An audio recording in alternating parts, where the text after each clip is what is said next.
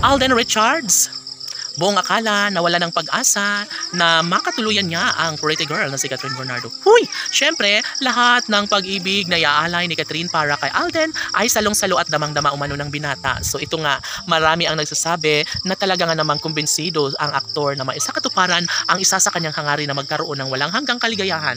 Sa pagmamahala nila ni Catherine Bernardo ay malaki ang tsansa na maisakatuparan ng isa sa pangarap ng lahat. Iyon ay ang magkaroon ng forever na pagsasama, pagmamahalang nararapat na maipagpapatuloy at maibahagi sa taong bayan. Sabi nga ng binata na sobra umano siyang masaya ngayon simula nung makasama na niya ang pretty girl na si Catherine Bernardo. Siguro nga ito lang ang babaeng kanyang one and only love, tunay na nakatadhana sa gwapong aktor na si Alden ay tanging si Catherine Bernardo lamang. Ay sana'y hindi na umano magbabago pa ang lahat ng ito dahil kung tutuusin, hindi na kailanman maiiwasan pa ni Alden Richards na mawala sa kanyang puder ang pretty girl na si Catherine Bernardo.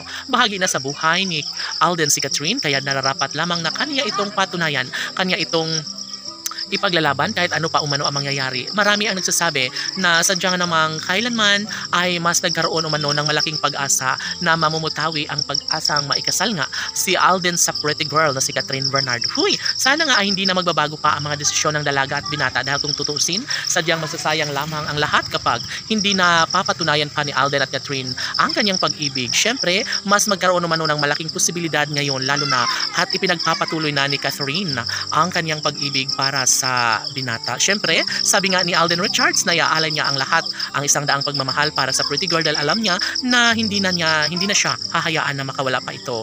Hindi na hahayaan ni Catherine Bernardo na mawalang saysay ang kanilang pundasyon sa kanilang pagmamahalan.